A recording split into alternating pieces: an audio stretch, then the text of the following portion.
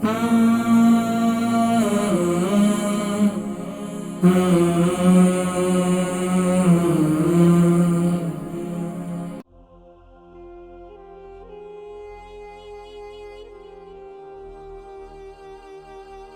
ناظرین کرام، ہم نے ترتیب وار یہ سلسلہ شروع کیا کہ ہم انشاءاللہ اسماء حسنہ یا اسماء الحسنہ، ان کے فضائل اور ان کی اہمیت دور حاضر کے اندر اس سے متعلق گفتگو کیا کریں گے۔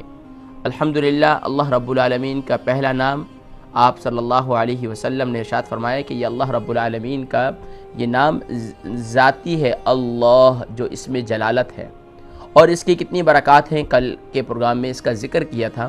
آج اللہ رب العالمین کا دوسرا نام جو اللہ رب العالمین جل جلالہ وعم نوالہ کا یہ صفاتی نام ہے، اور اس کے بہت بڑے فضائل ہیں، بہت زیادہ فضائل ہیں۔ اور دوسرا نام جو صفاتی نام ہے وہ ہے الرحمن۔ الرحمن جیسے کہ ہم بسم اللہ الرحمن میں بھی اللہ رب العالمین کا یہ صفاتی نام استعمال ہوا، اور بہت سے مقامات پر قرآن کریم کی سورۃ الفاتحہ کے اندر بھی الرحمن اور الرحیم کے الفاظ استعمال ہوئے۔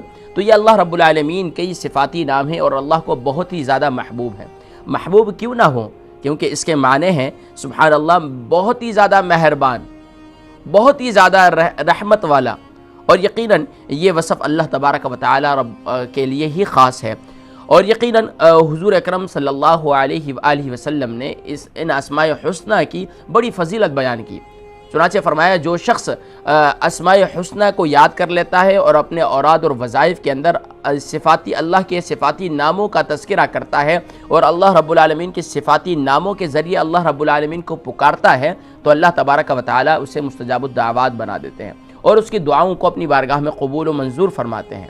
اور یہاں تک کہ فرمایا کہ وہ شخص جنت کے بہت قریب پہنچ جاتا ہے جو اسماء حسنہ کو یاد کرتا ہے اور اپنے اوراد اور وظائف کے اندر اس کا جو ہے سلسلہ جاری رکھتا ہے۔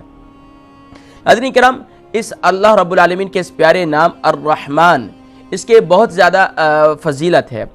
چنانچہ اس کے خاصیت جو کچھ خاص ہیں انشاءاللہ اس کا ذکر کریں گے کہ ہر نماز کے بعد اگر کوئی شخص اس اسم مبارک یعنی الرحمن کو پڑھا کرے گا تو اللہ تبارک و تعالی اسے قلب کی غفلت یعنی ایسا دل جو غفلت میں ڈوبا ہوا اس سے محفوظ فرما دیں گے، اور ایسا دماغ جو بھول جاتا ہو، کوئی بھی معاملہ بھول جاتا ہو، کوئی بھی بات بھول جاتا ہو، تو یقیناً اللہ تبارک و تعالی نسیان کی بیماری سے بھی اللہ تبارک و تعالی محفوظ فرماتے ہیں۔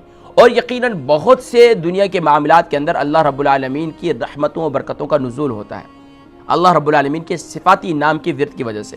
تو ہر نماز کے بعد 100 مرتبہ اسے پڑھا کریں تو اس سے اللہ تبارک و تعالی یہ برکات نصیب فرمائیں گے۔